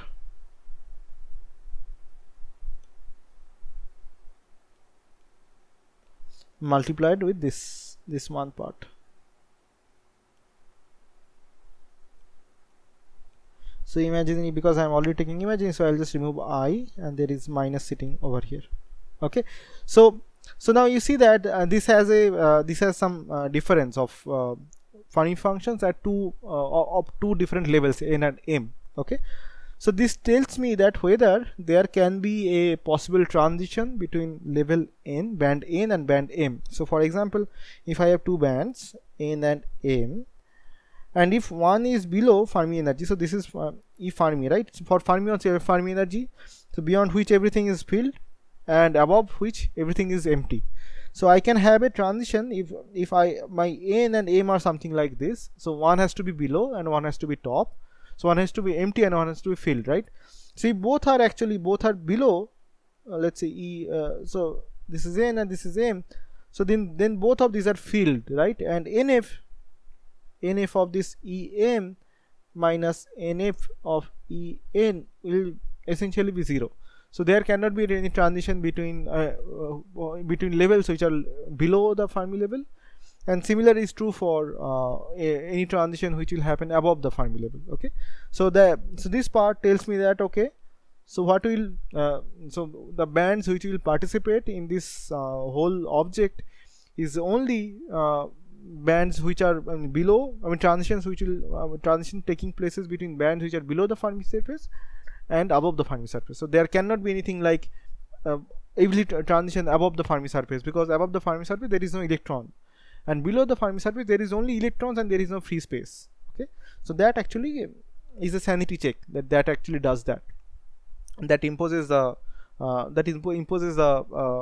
this Pauli exclusion issue, like. Okay, and this tells me, so this is actually an equality check. So if my external field is coming with a omega energy, so then is the omega energy same as this energy difference between these two bands between k and k plus q? So if that is true, then only this will give rise to, this will give a non-zero contribution. Otherwise, if the omega is not same as this difference, then this will just vanish, right? So there will be no transition between this n and m, right? So yeah, so I mean, in that sense it has a very nice physical picture that why the transitions will take place and what is the condition of that, so that the transition will actually happen. Okay, so yeah, so I wanted to talk about this thing. So I mean, this calculation is really important, and you can actually generalize this calculation for conductivity calculation, which is a density which is a current correlation.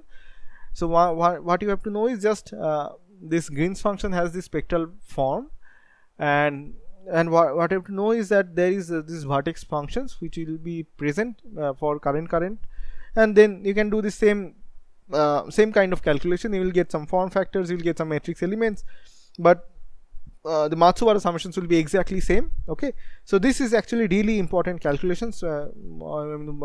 People should actually know this calculation. Okay, if one tries to do some linear response, this is every time you have to do this. So yeah, so any questions?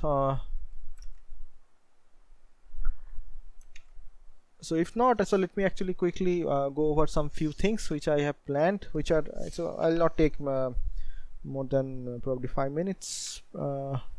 Yeah, all right. So I think so I recently I saw that in your assignment there are some problems which are which are like you have to know some VI characteristics or VI curves for some metal or superconductor. So this is something that that I want to discuss. So let's say we are looking at some VI curves. Okay, so when you have when you do this transport measurements in the experiment, so you can have access to VI, or in many electronics course people actually talk about these VI curves. So for example, so VI curves is actually for a metal, so V versus I is just a real line. Okay, so if we are so it is just Ohm's law, right? So for a metal, so V is linear to V is a linear function of I, and this tangent is given by the resistance, right? So this is, you know, for metal, right? And now what happens for a superconductor, right? So for superconductor, so let's try to have a look. So now for superconductor, so you probably know that there is a critical current, okay, beyond which the system actually behaves kind of a metal. Okay, so there is a current beyond which the superconductivity breaks down, and then you will basically have a metal. But what happens below that? So below that, in a superconductor, the resistance is actually 0. So it actually can have a zero resistant current going on round and round on a, let's say, loop of current, right? So the curve will look something like this. So up until this critical current, because the resistance is 0, so it will just be 0, it is just flat. Okay, and then after that, so what happens is it slowly grows and it follows some tangent. Okay, so let me actually draw this carefully. Yeah, so and what happens is as you increase the current, it actually asymptotically becomes a metal. Okay, so this is a V is equal to IR curve, so like what we see in metal, but we see that beyond a critical current, it actually reaches it becomes like a metal. So if you are sitting at here at some large current and large voltage and current, you will not be able to tell it apart from a metal. So that is what it means. Okay, so this is a VI characteristic for a superconductor.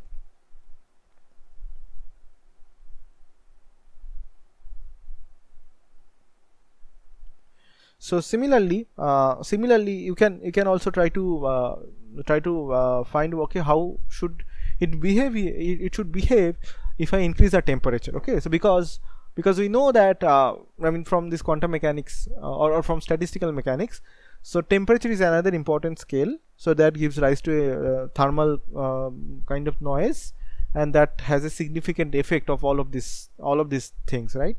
So now let's try to draw a curve for metal. So this is my temperature axis and this is my resistance axis. Okay, so resistance is actually not constant, so as a function of temperature it will increase. So if you do a linear response calculation, you will be able to see this. Okay, so what happens is so for a very zero temperature, if it is a metal, then it has a finite resistance. Okay, so it has a finite resistance, and as you increase the temperature, you see that actually grows something like this. For very small t, it goes almost like a t square. So I mean, not almost, it is a t square. Okay, for most of the metals, and this t square, this is a trademark of a Fermi liquid, or you can say that this t square means that there is a free electron theory working in under the hood. Okay, but even if the electron the theory is free electron, the mass of the electron and the interactions, all of these things are actually renormalized. Okay, so the t square is what you expect for small temperatures. This is how the temperature increases for metal. Okay, so similarly you can ask the same question for superconductor. So for superconductor, what happens is like similarly, so there is a critical temperature. Okay, so first of all, let's look at what happens to the gap function. Okay, so the gap function actually has it becomes zero beyond Tc. Okay, so this is how the gap function behaves. So if there is a gap, so then the conductivity is actually okay. So let me actually argue it like that. So when there is the superconductivity is still there, then there are supercurrents, like I mentioned. So the supercurrent doesn't have any Joule heating, doesn't go through any kind of Joule heating, all sort of those. It doesn't have any dissipation. So beyond okay, so this is my R, so this is my superconductor. So below Tc the resistivity is just 0. Okay, it doesn't have it has supercurrents, it doesn't have dissipation, it doesn't have Joule heating, so it the resistance is 0. So but as soon as it hits Tc, so what happens is it actually has a it actually goes up. Okay, and so this thing is also something similar to a t square. Okay, so this is how a superconductor's R versus T looks like. Okay, so similarly so metal doesn't have a band gap. Superconductor, they have a band gap, but it is still I mean, the band gap is temperature dependent.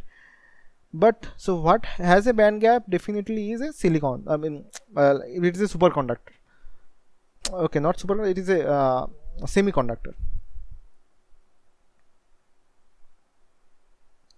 So semiconductor has some band gap, right? So it has a band gap. So semiconductor is actually an insulator. So you have to pump a lot of energy to so that you can make transitions. Okay, so for semiconductor, what happens is so the resistance is actually really large, because I mean, there is a band gap. So at T0, okay, at T0 the resistance is really large. Okay, and it reaches a minima. Okay, and then it actually again grows. Okay, something like that. So the where it reaches minima is so if you calculate the energy, is given by the gap. Okay, so for silicon, so you know that silicon is a superconductor. So for silicon, what happens is that this gap is of the order of 1 electron volt. So it is around 1 electron volt. Okay, and so there is a really nice relation between temperature and electron volt. So that means that 1 electron volt is equal to it is not equal, it's around 10 to the power 4 Kelvin. Okay, so that means, I mean, if you increase the temperature up to 1000 Kelvin, 10,000 Kelvin, then only you will see this this kind of a dip in this resistivity. Okay, so this is around 10 to the power 4 Kelvin. Okay, so then if you increase it even more, then it actually increases. But what happens is that this temperature is already so huge, then below a certain point you will not be able to see this, because the system will actually melt down. Okay, so when it will melt down, it will not be solidified, I mean it will not be homogeneous, it will have some different kind of property. But if it is still solid up until this thing, it should be able to see that. Okay, so I mean these are like some and it is useful to keep this in mind, that how should a metal, superconductor or semiconductor should behave as a with temperature. Okay, sometimes it is useful. Okay, so one really quick last thing that I like to tell you about. So this is about length scales. So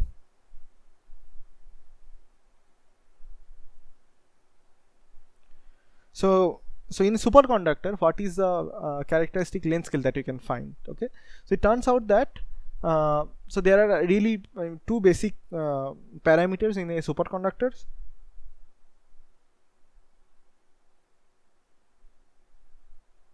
So superconductor has this gap. Okay, gap is given by in terms of delta. So gap has a dimension of energy. Okay, and it has also this Fermi energy EF, so which is given by something like half mvf square. Okay, so basically so you can find a length scale which you can construct out of this delta and vf, right? So if you so let's say I'm trying to write something like this. So vf by delta and h bar. So if I have something like this, so if you do a dimension analysis, you will see that this has a dimension of L. Okay, so this is a natural length scale that you can find in superconductors. So L is something like this. So this is called a coherence length.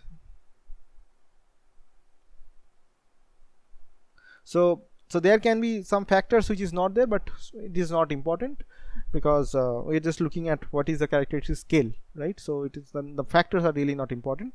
So you see that basically from very rudimentary dimension analysis, we could find a length scale which is like which is similar to a coherence length, right?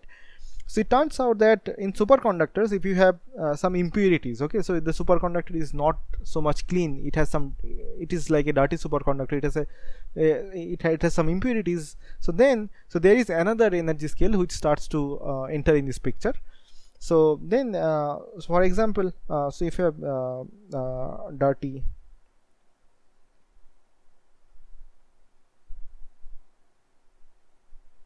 so dirty superconductor has this so in dirty superconductor, what happens is that you will have diffusion.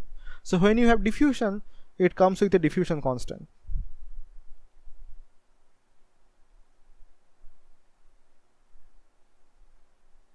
Okay, so the diffusion constant has a dimension of L square T inverse, something like that.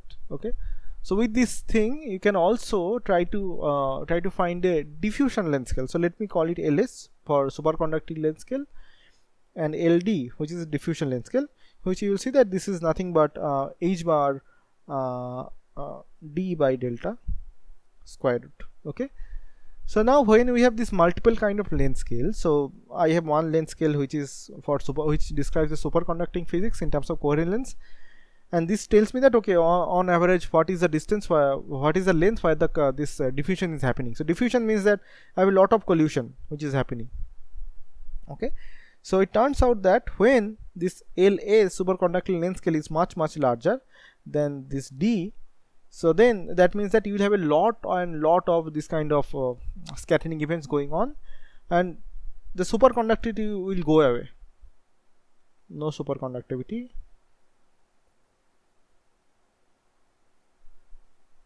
On the other limit, when LS is much smaller than LD, So then you will see that it is a good superconductor.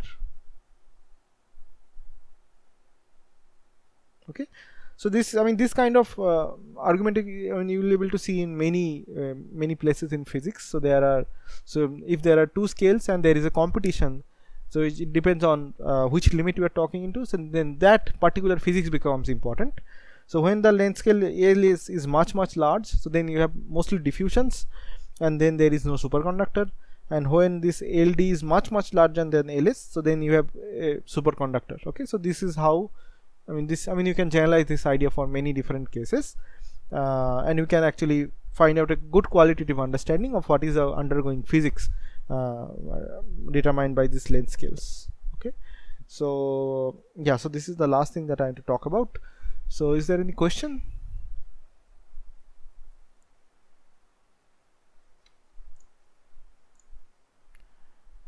All right, so if there is no question, then I hope then we'll probably meet next week, same time. So have a nice weekend then. Okay.